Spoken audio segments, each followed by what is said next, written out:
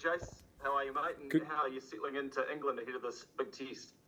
Yeah, no, all good. We're had our first sort of light walkthrough and stuff this morning, so yeah, a little bit chillier than Japan was, but no, all good. The boys have all travelled well and looking forward to it.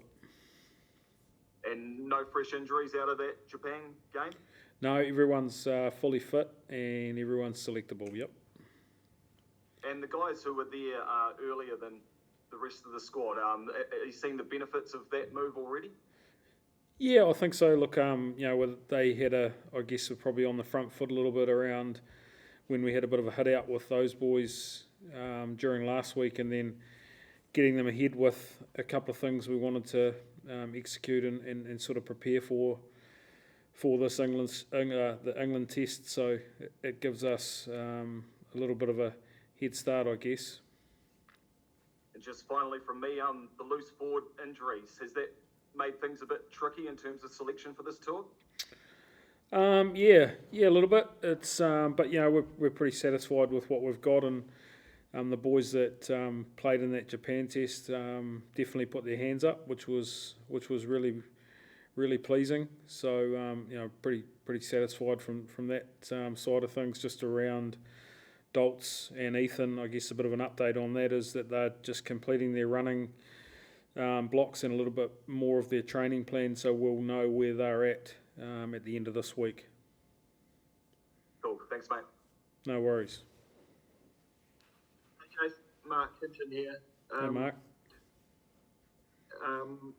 Just on that, just to clarify on that advance party you sent, which I believe left Tokyo on Friday. How many were in that group? How many did you send over early?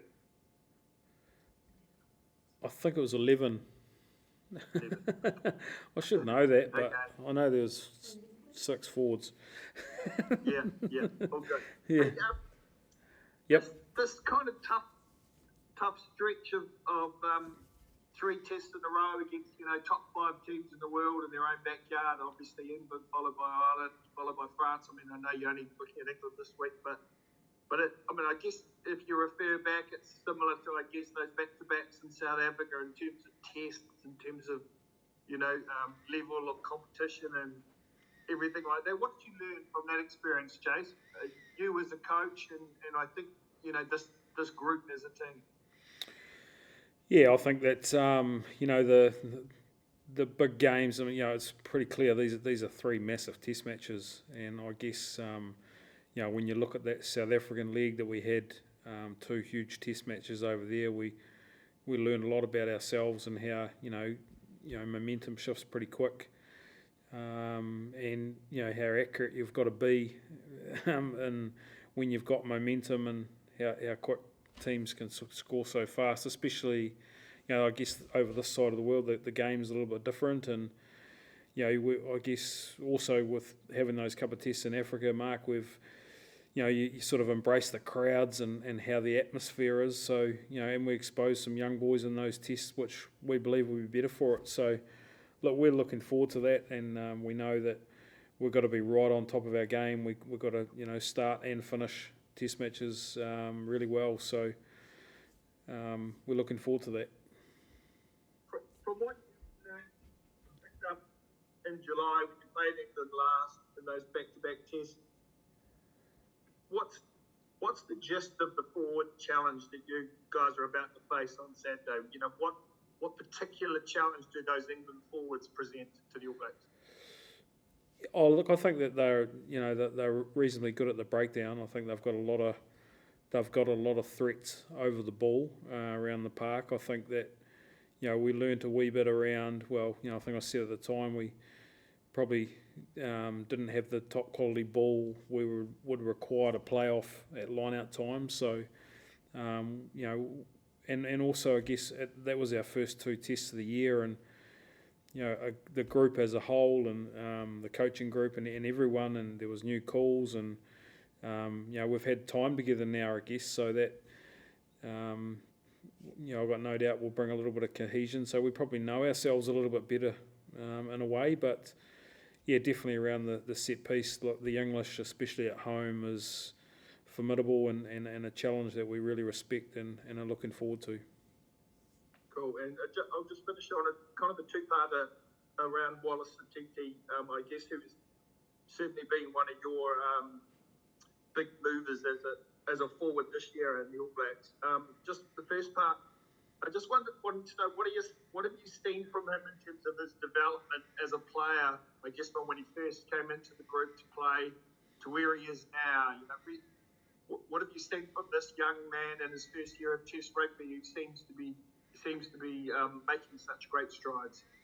Yeah, great question. There's probably a few ways I could answer that too, to be honest. But look, he caught our eye in Super Rugby sort of midway through. He'd also been pretty well known through an under-20s campaign for around his ball carry and his real point of difference defensively.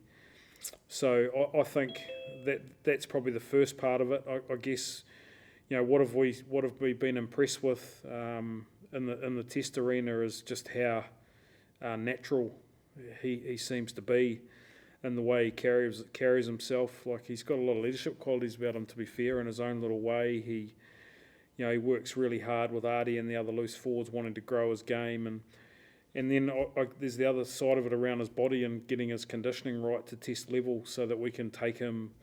The sky's the limit really around Wally, and we've been really impressed with the character he is, but also when you talk about a young guy that's arrived on the Test arena, he's taken every opportunity that he's been given, and it's a credit to him, really.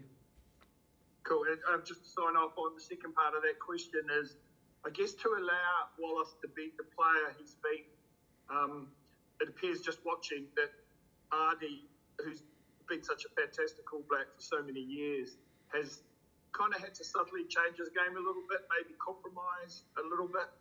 I just wonder if you could speak to that Artie's kind of has shifted his game a little bit to allow Wallace to be the player he is in your top Test lineup.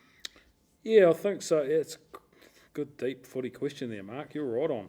I think that I think they really complement each other.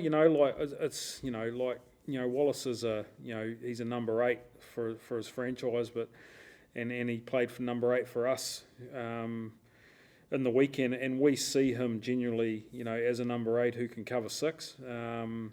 But he's played 6 and really, taken his opportunity there, and I think the two of them add a massive amount of ball carry power to our pack, which is good, and he's really such an explosive line-out jumper, and he can get off the ground so fast. So I think that's probably helped out a little bit of variation where, you got Artie sort of jumping at the front of the line-out and Wallace is sort of around the back. So I think that sort of complements both of them really, and they work pretty hard together and they compete very hard at training, and it's a good combo that's keeping everyone else honest, to be fair.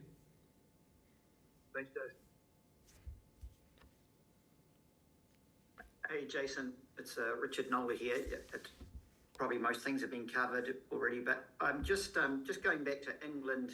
Seems a long time ago now, and the 2 tests you played in Dunedin and Auckland right at the start of the year. And make no bones about it, they were very good, and I mean, that'll be not news to you, whatever, but do you expect them to build on, I know they were excellent around the breakdown and Itoji was outstanding in the lineouts, but do you expect them to build on their attack, or do you think being back in a home track in autumn in London that they might be more conservative and sort of go the way that we traditionally think England can play? Yeah, I think they're a team that can probably do both, to be fair. I think they've shown a lot of skills in how they want to play and get to edges and that sort of thing, as well as use their 4-pack and try and go through teams. So, look, we've got no doubt that, they will have some different pitches for this test that perhaps we haven't seen in the first couple when we were in NZ, as we will as well. We're always trying to evolve things there, but it's England at home and their home ground is a different team. So we know that we've got to start the test match with a lot of velocity and high impact to get into the game really, really early. But I spoke about Mara Itoje. Do you speak specifically about him? He was very good in that in that series down in New Zealand. Is he sort of one of the real danger man in that set piece, that line out that you have to really focus a lot on? Yeah, we respect him. There's no doubt about that. He's a good operator, and he's pretty instinctive. He's got and he's pretty diligent around his plan, both sides of the ball. Whether or not that's at line out time, when the air pressure or pressure on the ground, he's right till when that ball goes into the opposition's halfback's hand. He's competing to the end. So we've got no doubt that we'll need to be on top of that there. And but we believe we're trending in the right direction around giving our backline some quality ball so we can play some footy. Last one with these, you got a block of 4 difficult tests, especially the first ones. Do you almost approach it like being a World Cup, sort of entering playoff, sudden death games? How do you sort of prepare mentally around such a tough sort of itinerary up north? Look, yeah, I don't think there's any comparison to a World Cup at all, to be honest. I think that there's nothing like that pressure, but this is, it's one game at a time, and we've looked at this test, pretty closely last week as well, and we know we've got 6 days. The following we've got Ireland, so there's not a lot of preparation time, but it's all about what's in front of you now, and us doing our work and preparing with genuine respect for England as we have is important, and not getting too far ahead of ourselves. But we're big on making sure that we're just in front of us now and just win each day.